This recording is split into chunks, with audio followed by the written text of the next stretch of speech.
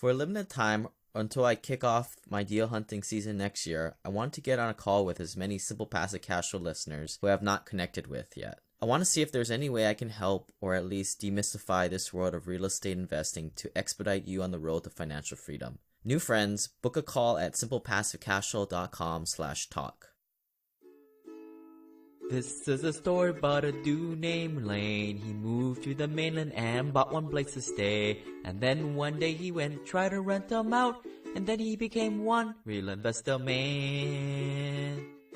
Next is a pretty deep conversation that I had with Bill Exeter from Exeter 1031 about 1031 exchanges. Now, I'll get one thing straight. I'm not a really big fan of these 1031s. I did one way back when, in 2014. Now that I'm going into syndications and private placements, I see 1031s exchanges are completely obsolete if you're using bonus depreciation found from doing a cost seg in your deal. That said, for the right person, it is the right tool for the job. Now, we did a webinar with this, so if you want to check out the video version of this, go to our YouTube channel. Or you can find the video and the link to our YouTube channel at simplepassivecashflow.com/1031guide. And here's the show. Today we're doing a webinar on 1031 exchanges where you can save some taxes. Start with the basics, and we've got the right guy on the job here, Bill Exeter from Exeter 1031 exchanges. Thanks for having me on. Today's agenda is I'll talk about IRAs a little bit and why people are using these IRAs and 401ks for real estate. You've got your 1031 exchange company, and I think we worked with each other probably about 3-4 years ago now. When I did my 1031, I exchanged 2 properties in Seattle for 9 in the Midwest and the South. A little overview of your company and some of the services you guys provide here. Sure. So we're a qualified intermediary, or some people call us accommodator or even facilitator. We also serve as exchange accommodation title holders. So that means we hold title to real estate when it's a reverse or improvement exchange. And we've been doing it for a long time. We do all types of exchanges. We cover all 50 states. We're also one of the few qualified intermediaries that will handle 1031 exchanges of foreign property. And we cover forward exchanges where you're selling first and then you're buying second, which is probably about 97% of the activity out there. We do reverse exchanges where you buy first and then you sell your current property second, which works really well in today's market. We'll talk a little bit about that, but they're a little more complicated, a little more expensive. And then we do improvement exchanges also, where you can sell your current property, you use some of the proceeds to buy replacement property, you have exchange funds left over, and you use those to make improvements or build out or retrofit the property you've acquired. And then a lot of people don't talk about zero equity 1031 exchanges, and you don't see them in markets like this very often, but you see them when there's recessions, where the property drops significantly in value and it has no equity. It's worth less than what you owe the bank. But you could still do a 1031 exchange if you have a taxable gain, which is actually common because people will refinance over and over. And we'll talk about those if we have time at the end of the program. We handle real property, which is most of them. Now, a lot of people have done exchanges on personal property, which means non-real estate. That was eliminated as of January 1st, 2018 with the new Tax Reform Act. So today, exchanges only apply to real property. It does not apply to non-real estate. And then we do foreign property transactions, which we'll cover a little bit on that later on as well. So we kind of do it all 50 states, all types of exchanges. I also call you guys by another word, custodians, too. I don't know if that's the right word or not, but absolutely. I mean, part of our job is to custody and safeguard the client's funds. A lot of people always ask, are you guys like a law firm? Are you guys lawyers? Or are you more like an escrow company? Yeah, you could compare us to an escrow company. It's very similar in the process and the file and how it's administered. There's different types of qualified intermediaries out there, and a few of them are law firms, a few are CPA firms or tax advisors. Most of us are none of the above. We're folks that specialize and have done 1031 exchanges for a very long time, and all we do is 1031 exchanges. Right. Because a lot of tax forms, a lot of legal documents, I remember that we did. One of those things, I think that even if you're a lawyer, you don't really know what you're looking at. So definitely need a specialist firm on this. That's true. And it's a transaction that, obviously from our perspective, is very common, but most attorneys and CPAs and other advisors, don't see a whole lot of them. So they may know how to report them on the tax return or something like that, but if you don't do them every single day, you're not really familiar with the transactional structure and the day-to-day mechanics of that. So everybody kind of knows you build a team, and every little thing like 401k, solo 401ks, QRP, self-directed IRAs, and 1031s. I got a guy. As we like to joke, we made our mistakes decades ago, so we know how to do them and what works and what doesn't work. And a lot of qualified intermediaries are more processors, where they just kind of process the documentation. And we really want to work with the client, their advisors, in more of a consultative and advisory capacity, which kind of helps walk through the minefield, if you will, of all the mechanical steps that have to be implemented as you go through the process. All right. So we're always available to brainstorm. They can call us, ask questions, bounce ideas off of us, talk about various strategies and structures. And, with us and their advisors and the client, the whole idea is let's get together, let's talk about it, and let's poke holes in it. If there's a problem, let's find it now before it's too late. Yeah, I remember you guys were pretty helpful when I did mines, because I was kind of going the opposite.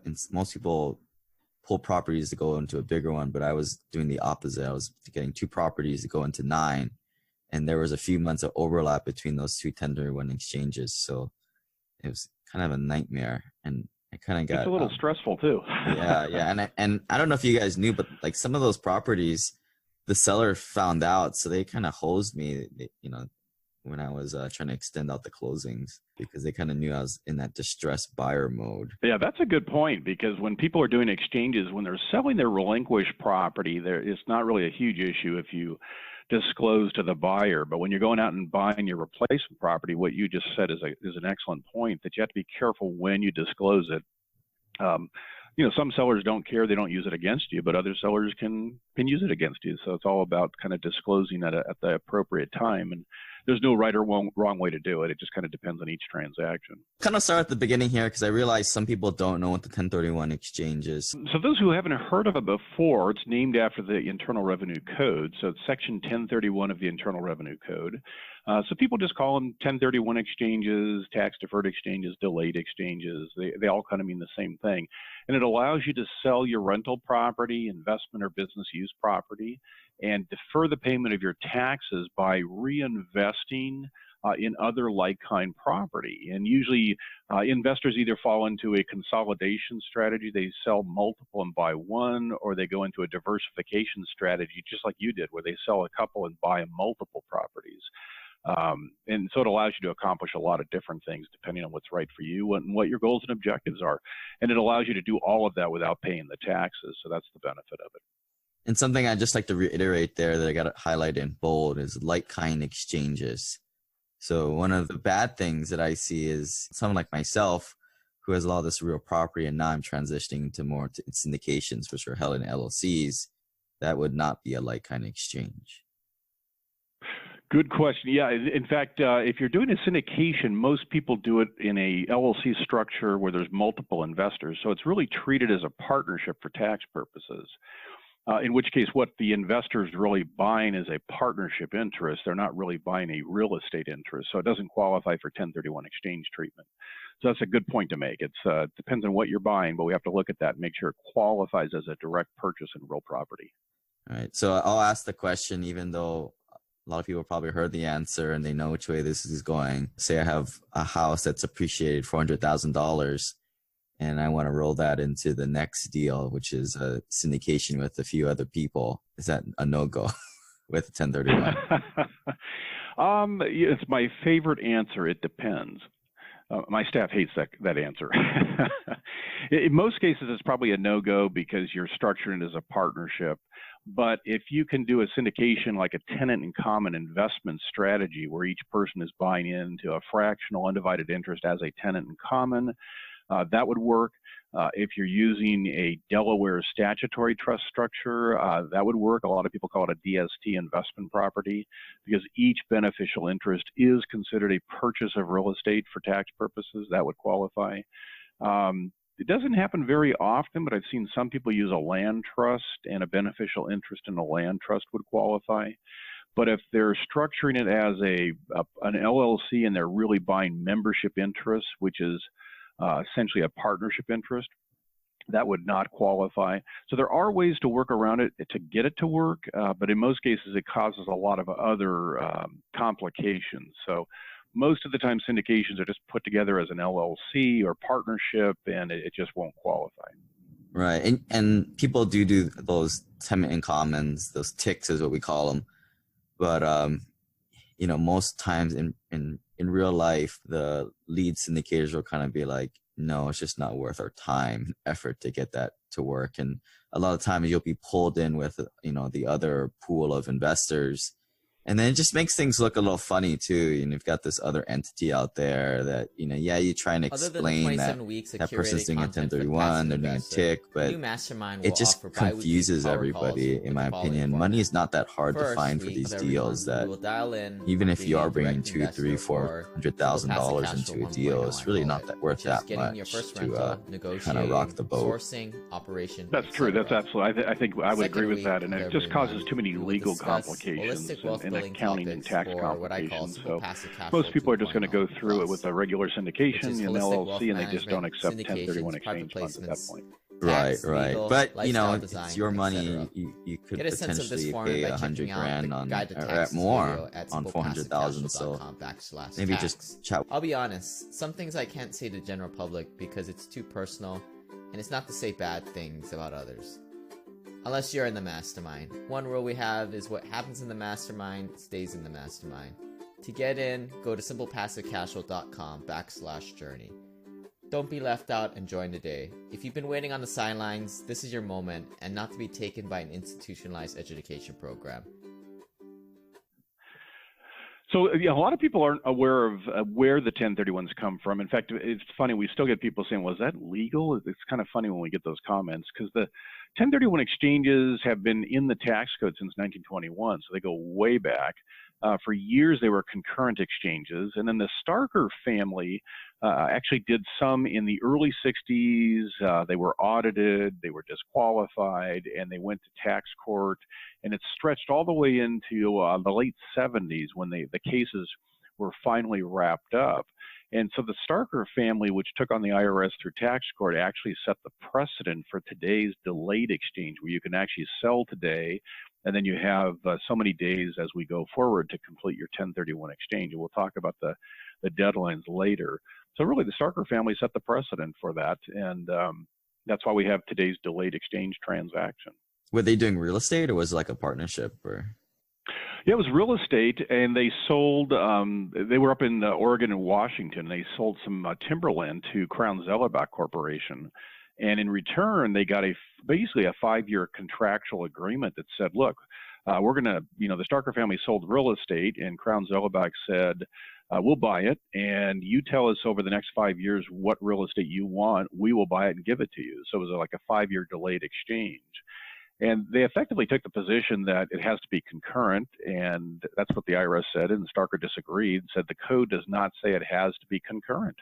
The IRS disqualified the exchanges, and they fought the IRS and won. The court agreed and said that the code does not say it has to be concurrent.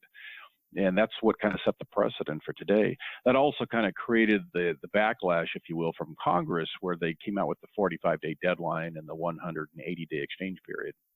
So some of the tax benefits here, obviously you delay your taxes. People are, potentially in that 50-40% tax bracket. So if you've got a taxable gain of $400,000 in that case, you could potentially be paying $100,000 to $200,000 of taxes right there.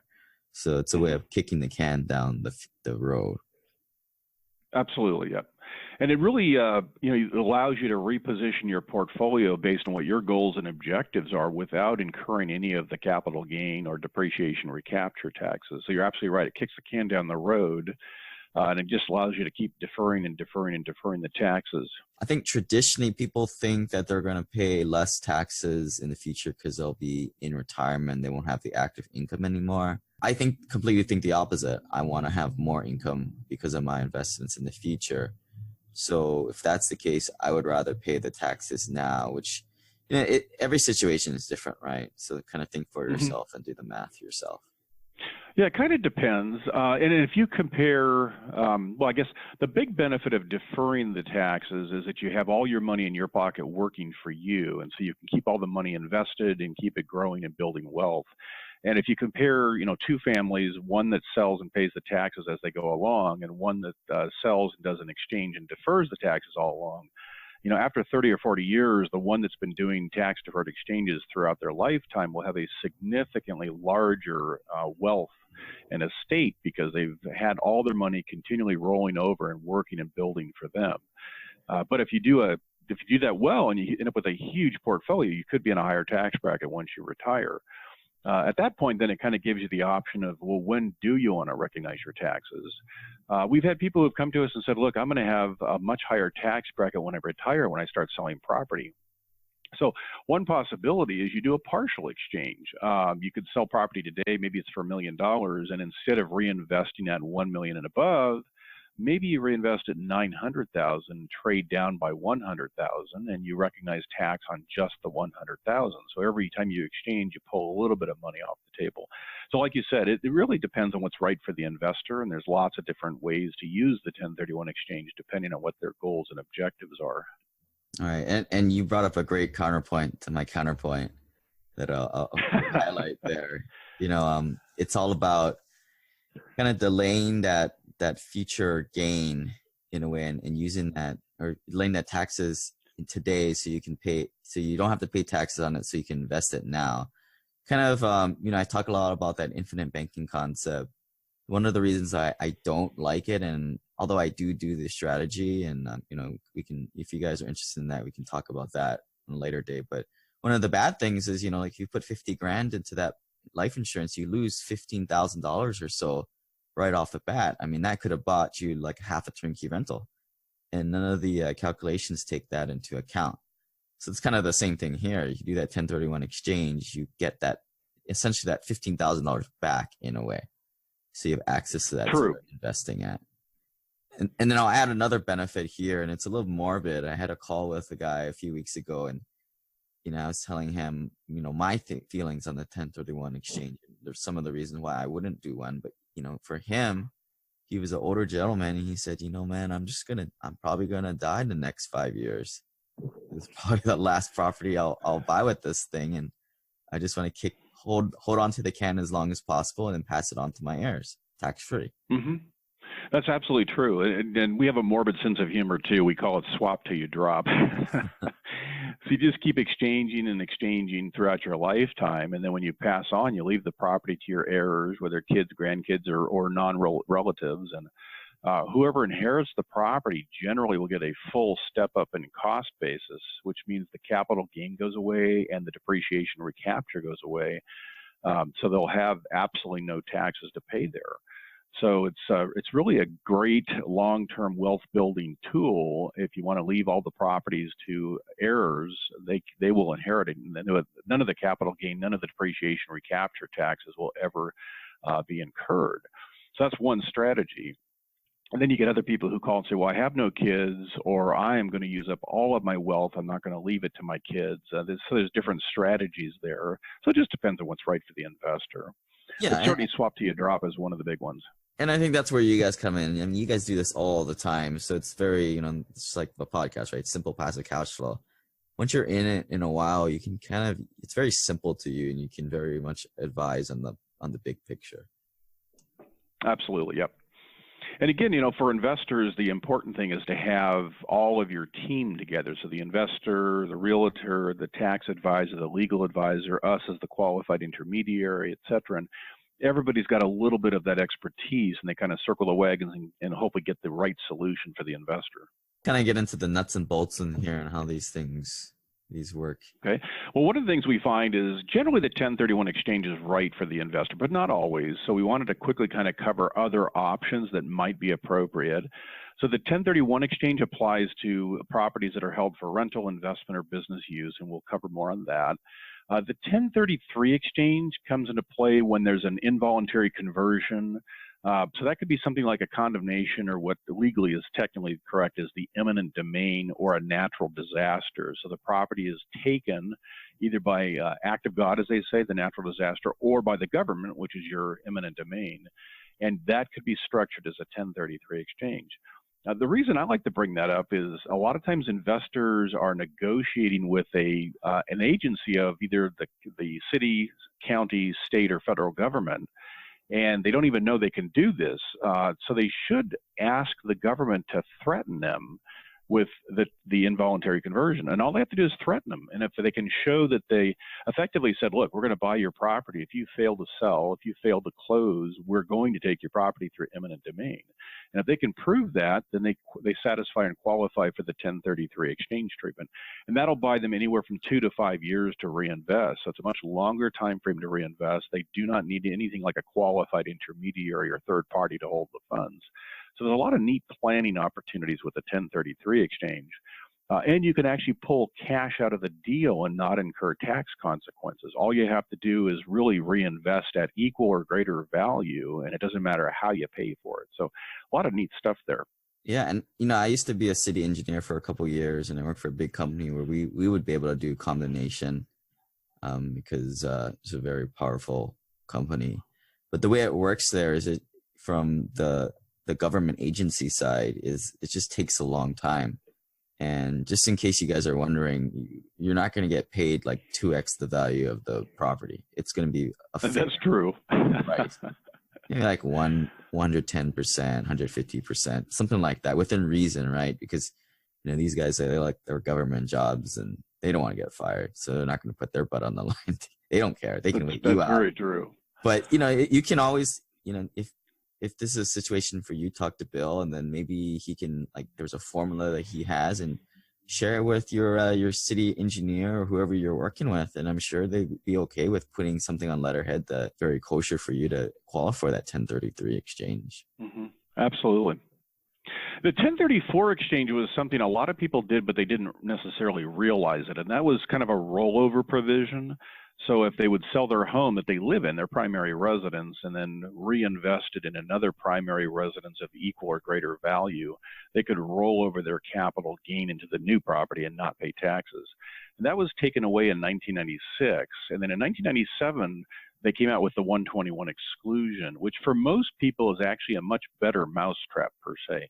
The 121 exclusion says if you've lived in your property and owned the property as your primary residence for at least 2 out of the last 5 years, and it doesn't have to be consecutive, as long as it's a total of 24 months during the last 60 months, then you qualify for a tax-free exclusion up to $250,000 in taxable gain if you're single, $500,000 if you're married. So tax-free is always better than tax-deferred. It gets challenging when the gain is more than $500,000. So there's ways to kind of integrate that with a 1031 exchange. We'll talk about that later. So I don't know if you remember this. You probably don't remember this. I don't think I was doing a very good job of communicating when I did my first 1031 exchange. But that property I exchanged was my primary residence initially. So year 2009, 2010, I lived there. So about a year and a half. And then I rented it out for the next few years. So you're saying if I would have lived back in there like another year to get above that 2 out of 5 year threshold, that would have qualified for the 121 exclusion. Exactly. And the way to look at it is when you sell the property, the date you close on it, you're going to look back 5 years or 60 months. And as long as you can say you've lived in it for 24 months total out of that 60-month period, then you would qualify. So you'd have to look at that and say, okay, if I move back in and live there for a year, would I have a total of 24 months during the last 60 months? And it just depends on how it works out. Sometimes you move back into it, but some of the time that you lived in it starts dropping off after the 5-year window. So it what's kind of the depends on how the numbers work out. what's the paperwork that you need to what's the paper trail you need to show for this? Because I know a lot of guys, they have property and they've been, they've had it for a while and they're thinking about maybe moving back in, or just for tax. People do crazy things to save taxes, right? They'll move back in, have another primary residence or side residence, or call it a vacation home. What do they need to show to get that 2 years?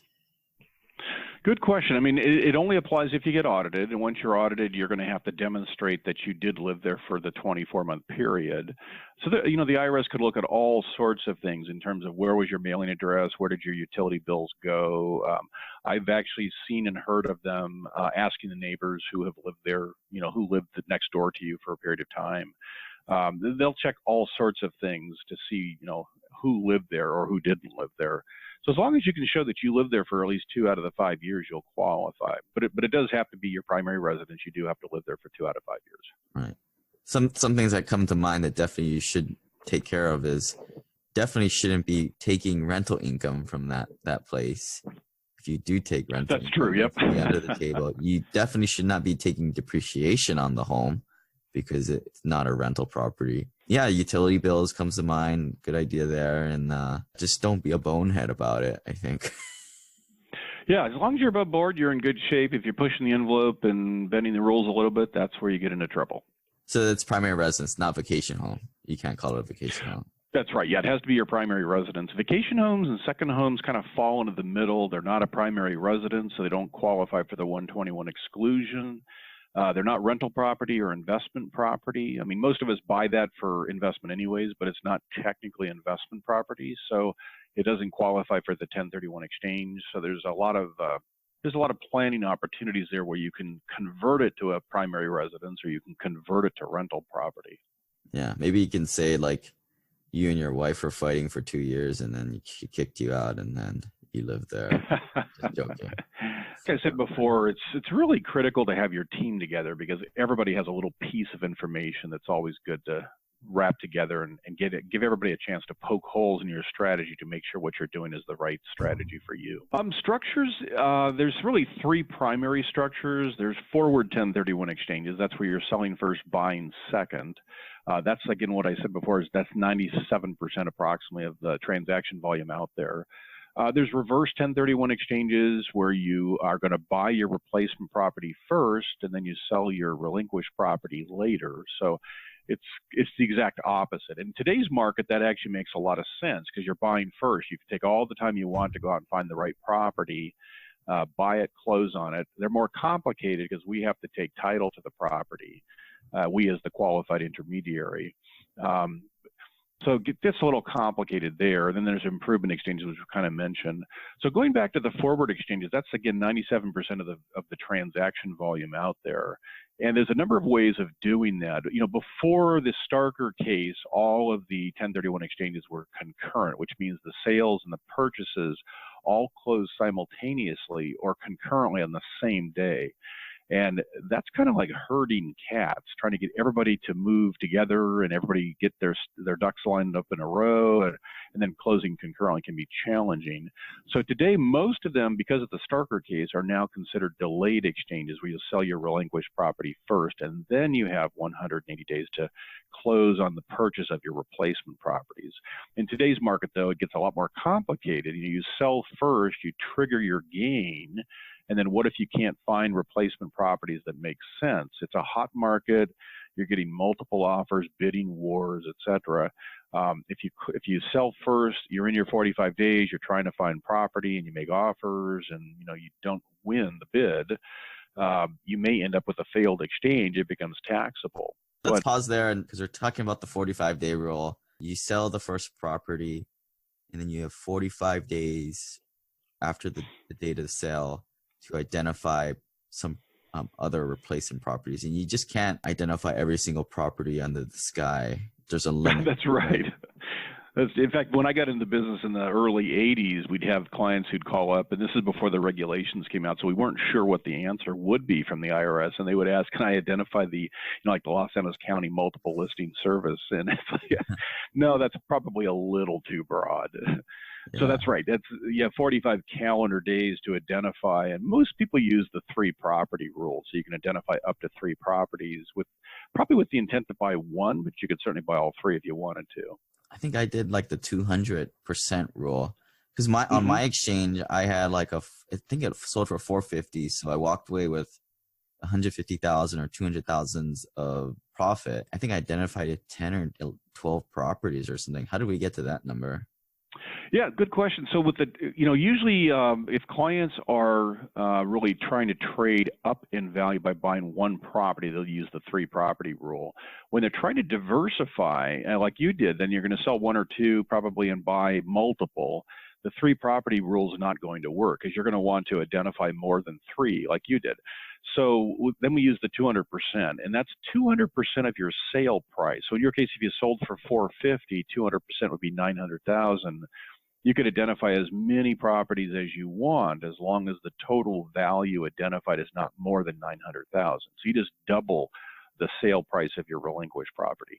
So even if the amount that you profit, like for me, it wasn't very much of the 450 because I still had a lot of loan left over. But even if you have a lot of, if you 100% cash, 80% cash in the deal, you're still only allowed to go up to that 200%, which I think is a little. That's right. Yeah. Yep, that's exactly right. That's right. And that's why in some cases people are going to buy one property of greater value. So they'll use the 3 property rule because the 3 property rule has no limit on the number of values. So even if you sell for 450, you could buy or identify 3 properties and each one could be, a $10 million value and it would still be okay. Under the 200% rule, there's no limit on the number of properties, but the limit is on the value. So it's either or, whichever works better for the investor. Okay, so there's just two kinds of rules to follow there, then. Yeah, there's 2 rules, and there's one exception, and that is if you identify more than 3 properties and you identify more than 200% of the value, technically your identification wouldn't qualify. The exception is if you actually go out and acquire and close on at least 95% of the value identified, it'll be the exception will apply and it'll qualify for tax deferred exchange treatment. So if you identify $10 million in assets, you're going to have to buy and close on $9.5 million to satisfy the 95% exception rule. So you have to be careful. If you close on less than 95%, that won't apply and your whole exchange would be disqualified. So that's probably designed more for people who are doing a portfolio acquisition. You've got the 45 days to identify those replacement properties, and then you've got the 45-day rule. In my opinion, that's the hardest, by far the hardest constraint you have to fall in here. And you don't have to comment here, Bill, but I've heard of some CPAs or other guys doing this, is that they'll backdate the 45-day rule. But you don't have to comment on that, Bill. Oh, I'd be happy to jump in. We call those accommodating accommodators, and for the investors who are listening, that's also tax fraud. So I would steer clear of that. But you're right, there are a few out there who will do that, and they'll violate the tax code. Yeah, they're usually found in like strip malls and like they work from home. Yeah, be very careful. I would just steer clear of those. It makes you wonder if they're willing to do that, what else are they willing to do? Right, or if they're even filling out the right paperwork too. Exactly right. Yep. So after that 45 days, you've identified all your properties. You have 180 days to close on all said properties. Right, exactly right. And all you have to do is close on them, so that would qualify then, and you're in good shape. As an investor, you just got to be careful, like we said, during that 180 days. It's something that you don't really want to tip off to the seller party. I wouldn't even really want to tell the broker involved too. That's, brokers, I don't think brokers are your friend, even your own buyer broker. In that 180 days, if something slips, now they know that you're a distressed buyer, like we said. It's absolutely right. If you're past the 45 days and they know you've identified their property, they know that you've got to buy theirs or one of the other 3 that you've identified. So it limits your negotiating ability there, and it could be used against you. Right. And I'll just tell what happened with mine. So my closing just slipped a little bit because the lender wasn't able to, it happens, right? The seller was like, no, I don't want to close it. I don't want to sell this to you anymore, because they kind of knew what was going to happen. I think they were just trying to call my bluff. And, then I start to think like, okay, well, if I don't do the 1031 exchange, it's not the end of the world, right? Like I can still just pay taxes on that little portion of that unused fund. So I think it was like $30,000 down payment that I was using of these funds. So if I don't use that, then I pay taxes on almost a third of that. So I would have paid $10,000 of taxes there. Or what I ended up doing is just like, come on, man, just like increase the price by a few grand. And it was sort of like extortion in my opinion, which I wasn't really happy about. But anyway, it's all over now. Yep, it can happen.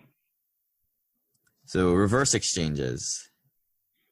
So reverse kind of, especially in today's market, allows you to go out and, take all the time you want, find the right property that makes sense, and then buy first. And then you've got the property, you've closed on it. All you have to do is worry about selling your existing property within the next 180 days. And in today's market, that's relatively easy unless it's a unique property with special considerations. So the reverse makes a lot more sense. The challenge is that we have to hold title to the property. And so it's what they call the exchange accommodation title holder. And the IRS has authorized this parking arrangement where you can close on the acquisition first, but we have to hold title as the exchange accommodation title holder. So it can complicate the 1031 exchange. If there's a lender involved, they're not terribly excited about us holding title since you're the borrower. So there's a lot of issues we have to kind of go through to see if it would work. And that's why it's only about 3% of the transaction volume out there. I mean, in theory, it sounds great, but what are the costs again for the delayed 1031 and reverse 1031? Good question. The delayed exchanges, it's a pretty tight range of fees. Most of the fees are somewhere in the, say, $750 to $1,200 range for a regular 1031 exchange. We're $899 for one sale, one purchase.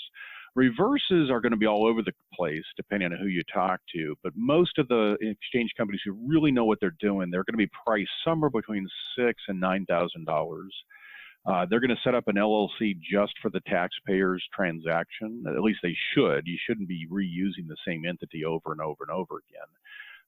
So all of that cost should be included. We're about $6,850 if it's one sale, one purchase. That includes everything, all the exchange documents, all the parking arrangement documentation, the cost to set up and maintain an LLC just for that transaction, and all the consulting that's related to that as well. Yeah. So it does get more costly and it's more complicated, especially if there's a lender involved.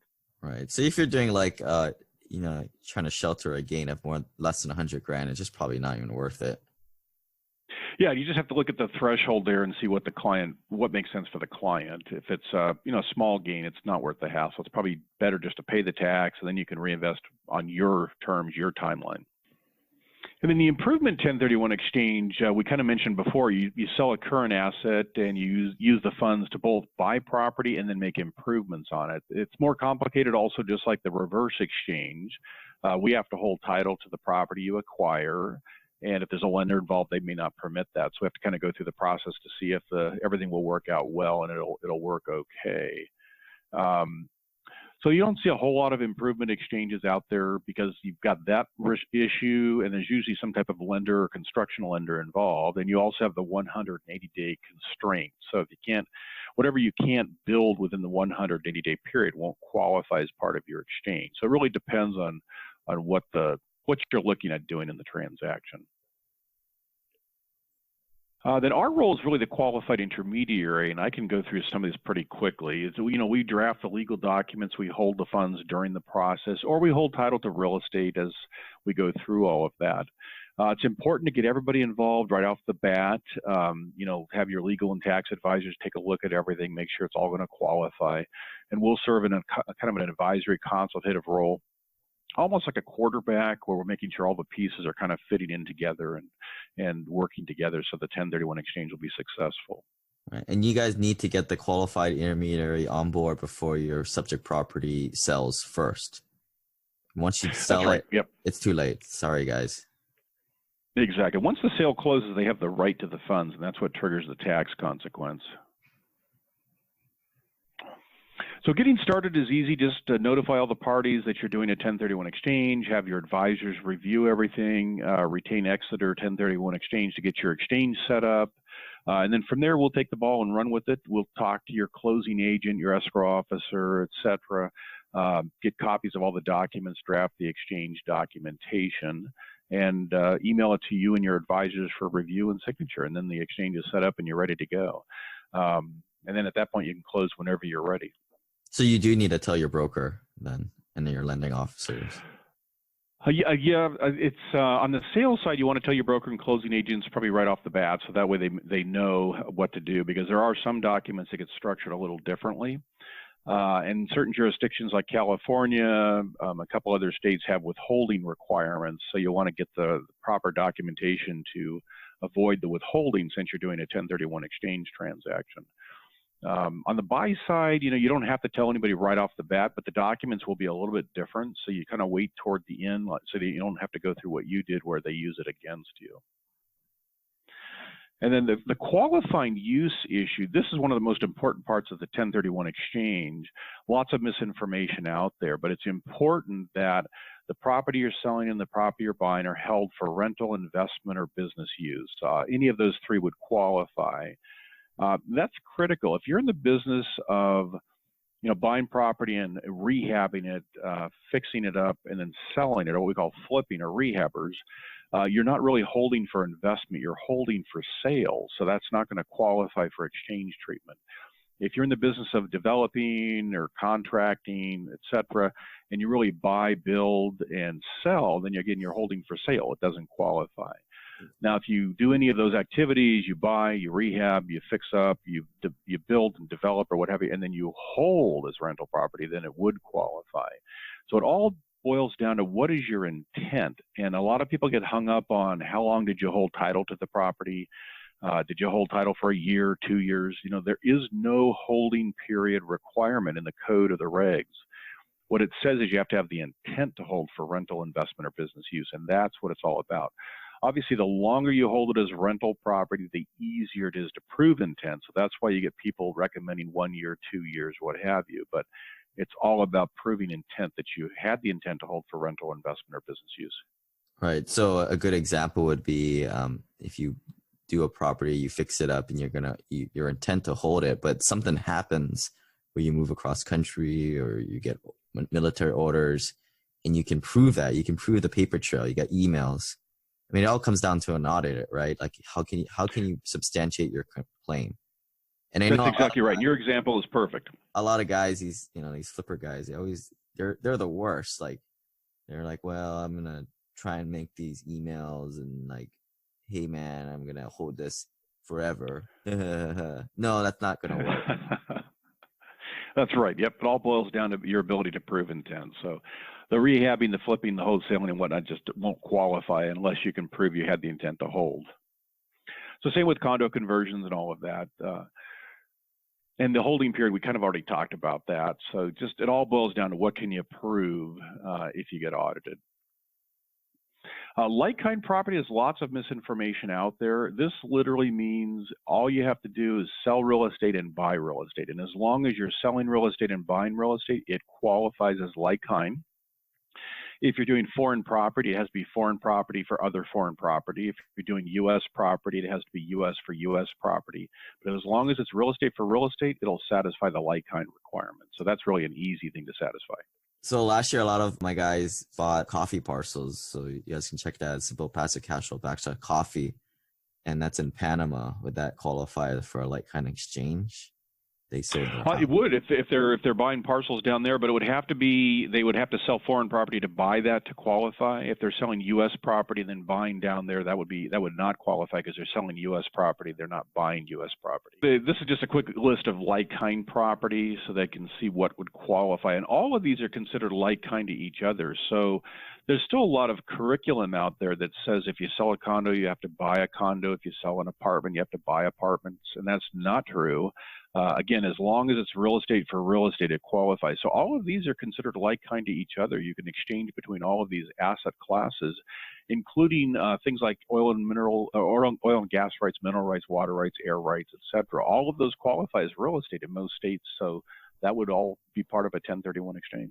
This is a kind of a nuance. Like in certain areas like Texas, you can buy just the mineral rights or the oil rights there. Absolutely. Can you also strip off the rights and sell it? You could strip off the rights and sell it. It might be an easement in perpetuity. It might be a leasehold interest. So there's a lot of different ways that it might qualify. So it can get pretty creative. Then, of course, fractional ownership would work, whether it's a tenant in common investment property or a Delaware statutory trust would qualify. And then non-like-kind property, just want to kind of throw this out there. This gets really complicated. We could talk about it for a long time. Second homes, primary residences, vacation homes, anything that's really held and used personally obviously won't qualify. It has to be held for rental, investment, or business use. Yeah, you should be getting that 121 anyway. Exactly, absolutely. And there's ways to convert that, so we can certainly change what the intent is. You can convert it to rental property and rent it long enough, et cetera. If you hold title to your property in some type of an entity, a partnership, a multiple member LLC, a corporation, things like that, keep in mind that you don't own real estate. The entity actually owns the real estate. You just own a partnership interest or a membership interest or shares of stock, and that does not qualify for 1031 exchange treatment. There are lots of potential ways to restructure this so that it would qualify, but it really takes all the advisors to kind of get together and figure out what can be done. The exception to that is anything that is a disregarded entity. So single member LLCs, living trusts, Delaware statutory trusts, land trusts are usually exclusions to that rule. But just make sure you have your advisors take a look at all that. Vacation properties, this is all about if you have a vacation property, it would still qualify for 1031 exchange treatment if you follow this guideline, which is rent it for at least 2 weeks, 14 days per year, limit your personal use to not more than 14 days per year or 10% of the number of days you rent it out each year. And this is really a safe harbor. This is if you follow this guideline, you can do a 1031 exchange on vacation properties. It would also apply to second homes. So that's really a great ruling there. In the past, we didn't know before 2008 whether these would qualify. And the deadlines we kind of discussed before. So you've got the 45 calendar days to identify. It's exactly 45 calendar days, starts running with the close of your first transaction. Go through the process, see if you can delay the closing to buy yourself some more time there and start looking for replacement property as soon as possible. Yeah, and a lot of these things I covered in previous podcasts. I'll attach them in the, I'll probably put this in Simple Passive Cashflow /1031. But, delaying the closing dates, looking for property early, talking to your providers for additional properties in the pipeline, and then consider using a TIC or DST properties. Just talking with your custodian for the big picture. Absolutely, yep. Then you've got a total of 180 days, which we mentioned before, to actually go through and complete your entire exchange process. So that's the critical part. The 45 days and the 180 days are actually part of the tax code. So the IRS doesn't even have authority to extend these deadlines. So they can't be extended for any reason. The identification requirements, identify to the qualified intermediary. I know there's some people out there will say, well, you can identify to your broker, your tax advisor, or whomever. You can identify to somebody involved in the transaction. From my perspective, the only parties involved in the transaction are parties to the exchange agreement, and that's the investor or exchangeor and the qualified intermediary. So I would identify to the qualified intermediary to be safe, and then these are the rules we talked about before. So as long as you satisfy one of those rules, you'll qualify under the identification rules. Reinvestment requirement, we get a lot of misinformation here too. Keep in mind the whole idea is you own an asset, and as long as you remain fully invested, the IRS will allow you to defer the taxes. So you want to make sure you're trading equal or up in value based on the net sale price. If you sell property for $1 million, your net sale price after closing costs is probably about $950, $960, something like that. So you're not reinvesting your capital gain or your profit. You're not reinvesting your equity. You're reinvesting the entire value, the net sale price of the entire property. And then you want to reinvest all of your equities. The cash that comes out of your sale has to be reinvested. You can always pull cash out, but it will be taxable. There's no way to pull cash out and not pay taxes. All right, and that's called the boot. Like if you just have like $5,000 or $50,000 left over, you got to pay taxes on that. But at least you got the lion's share out of there. Exactly. And partial exchanges where you pull a little bit of cash out and pay tax are perfectly okay. It doesn't hurt the exchange, just means you're going to pay some taxes. And there's unfortunately articles out there that say you have to reinvest equal or up in value. Well, that's only if you want to defer all your taxes. If you want to pay some, it's okay. You just trade down a little bit. Yeah, and maybe you're just trying to sharpshoot to get out of that 50% tax bracket. You just want to get into the next one. Absolutely. That's a good point. Your example is a perfect example. Some people will use the exchange specifically to get out of the higher tax bracket, so you can just kind of control how much you recognize each year and pay the taxes on. So partial exchanges are absolutely okay. Permissible expenses, this just gives you a quick idea. What I would do is just before closing, a couple of days before closing, get a copy of your estimated settlement or closing statement and meet with your CPA. You can also ask us as well, and we'll go line item by line item, and we want to allocate those that are permissible expenses. Anything that is a selling expense, your broker's commission, title, escrow, etc., would qualify. Recording fees, documentary transfer taxes, all qualify.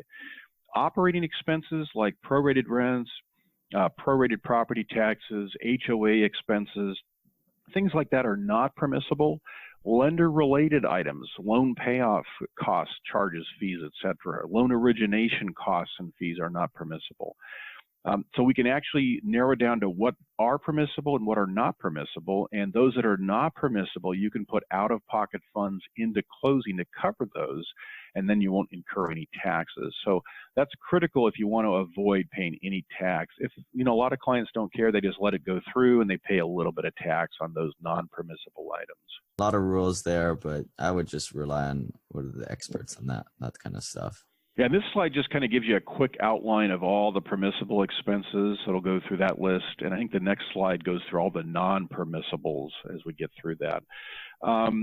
This is all small potatoes in terms of the big picture, but just in case you guys want to review this later.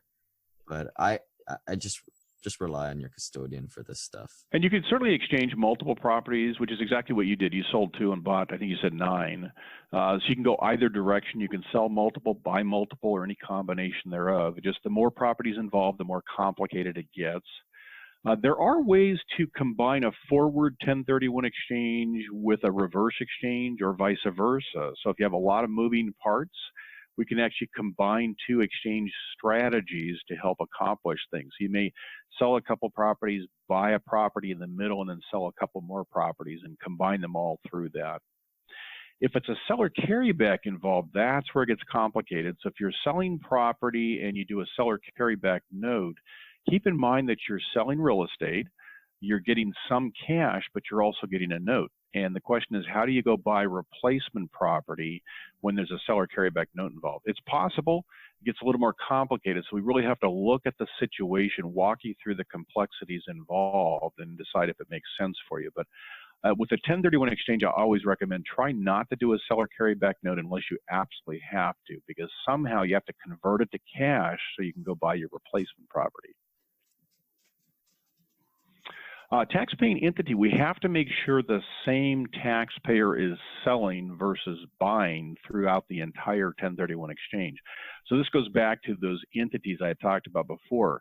If you're selling as a multiple member LLC, which is a partnership, and you do a 1031 exchange and then you go buy as an individual, that's a completely different taxpayer that's not going to qualify. So we have to make sure that the taxpayer that's selling is also the taxpayer that buys. So we have to go through all of those and see who is the real taxpayer. These are the exceptions because they're disregarded entities. So the single member LLCs, the Delaware statutory trust, land trusts, and whatnot. Entities often want to break up. So partnerships, especially, formal partnerships, multiple member LLCs, if they want to go different directions, there's lots of potential solutions. That's where we need to get the legal, tax, and financial advisors involved. We'll kind of be the quarterback. We'll bring up the issues and then let the legal and the tax guys kind of take it from there and solve it. So if you hold title in real estate to in some type of a multiple member LLC or partnership or corporation, now is the time to talk to your advisors to find out what your exit strategy might be, so you can change everything today in preparation for a future 1031 exchange. Related party issues, this gets really complicated. Just let's suffice it to say that if you're selling to a related party, it will qualify. You just have a 2-year holding requirement. If you're buying from a related party, in most cases, it's probably not going to work. There are some exceptions. We'll have to kind of go through the process and see if any of the exceptions might apply. But just remember, if you're selling, it'll work 2-year holding period. If you're buying from a related party, probably isn't going to work. We can walk through it to see if anything might work for you, but it probably won't work. And final slide is kind of combining special planning. So I'm going to use as an example. We had a client a number of years ago that a husband and wife bought property in La Jolla, California, probably 40, 45 years ago, lived in there that entire time as their primary residence. They were having health problems. They wanted to sell and move to the East Coast where their kids and grandkids were located, but their capital gain was $8 million. So if they were to sell that, they'd get $500,000 tax-free. They'd pay tax on $7.5 million, which would kill them. So they couldn't sell. The IRS actually came out with a ruling that allows them to move out of the house, convert it to investment property, rent it for a sufficient period of time to prove that was their intent. So we had them rent it for 24 months. That straddles 3 tax returns. And then at that point, they sold it, and they still qualified for living 2 out of the 5 years. They got the $500,000 tax-free exclusion, and because they've held it as investment property, they qualified for the 1031 exchange. They deferred the other $7.5 million in a multifamily on the East Coast, where they were able to move back with their family. So a lot of ways to combine all of this to satisfy all sorts of potential problems with property ownership. So anytime you have the more complicated issues, we can always sit down and kind of walk through your issues and see if there's something that might work out by combining stuff. That was a special Stuff's a new professional term, by the way. Yeah, and you know, while we're on that special tax planning, let's talk about these DSTs. I'm not a fan of it. I think of it as kind of tax evasion. You hear about it a lot. Just kind of wanted to hear it from your opinion on these things. And what are they, I guess, first? Sure. And I think we need to differentiate between the 2 different DSTs. One is a Delaware statutory trust, which is replacement property, and that does qualify. There's a specific revenue ruling from the IRS that covers that. The other DST is a deferred sales trust, and there's a number of other companies that have similar strategies under different names. And it's important to note that the IRS has not ruled anything on them at this point in time. So it's very important to sit down with your tax advisors, have them look at it, review the documentation to make sure you want to proceed with that. I would agree. I'd be very careful with those strategies. Make sure you don't proceed without tax advisor assistance. Yeah, you know, probably the same guy doing that is in the strip mall or working from home, backdating people's 45-day clocks and saying, "Hey, man, I can give you this this statutory trust for you, and you can not pay taxes." So it's kind of shady. I think it's at the end of the day when the IRS comes knocking, a lot of these guys just aren't going to be able to back you up, and you're on your own. And personally, I don't like to go forward with any transaction until there's IRS guidance in court cases that it's pretty solid, so I know I don't have to worry about it and I can sleep at night. Right. And I think it's kind of tax evasion because, I mean, the 1031s, they make sense, right? The intent was that you have a business and the government wants to stimulate the economy and wants to incentivize people from, you know, growing their business and getting a bigger property. But that thing just seems a little bit unfair to me. It just crosses that line. But that's why it's important always to have the legal and tax advisors take a look at it just to make sure they're safe. Yeah. So, you know, other closing comments, you know, in 2015-16, I traded 2 Seattle properties for 9 turnkey rentals that we're kind of talking throughout today. I'm selling all those properties, Bill, in case you haven't. I'm unraveling all the hard work you guys did. I'm selling them, putting all the taxes on them, which is going to be a huge tax bill. But for me personally, I'm going into syndications and private placements. So this 1031 exchange, it's a tool. It's a very good tool for the right people. You got to consider your end game strategy. And for me, I kind of regret it, but you know, you always learn, right? It's always a stepping stone, I think. Absolutely. It has to be right for you. And I'm always a fan of saying it has to put you in a better position, and you have to define what that better position means. And if it's not the right thing for you or doesn't put you in a better position, then you shouldn't be doing it. So it's not for everybody. Absolutely true. you want to get a hold of Bill, there it is, Exeter 1031. Good name. Perfect. Yeah, we'd be happy to chat. We're always welcome to, brainstorm with you. So feel free to call us. All right. Well, thanks for jumping online, Bill. Absolutely. My pleasure. I appreciate it. Let me know if you guys have any questions, lane@simplepassivecashflow.com. And we'll see you guys next time. Bye. Thanks so much. Take care. This website offers very general information concerning real estate for investment purposes. Every investor situation is unique. Always seek the services of licensed third-party appraisers and inspectors to verify the value and condition of any property you intend to purchase. Use the services of professional title and escrow companies and licensed tax, investment, and or legal advisor before relying on any information contained herein. Information is not guaranteed, as in every investment there is risk. The content found here is just my opinion, and things change, and I reserve the right to change my mind. Above all else, do your own analysis and think for yourself, because in the end, you are the only person who is going to look out for your best interests.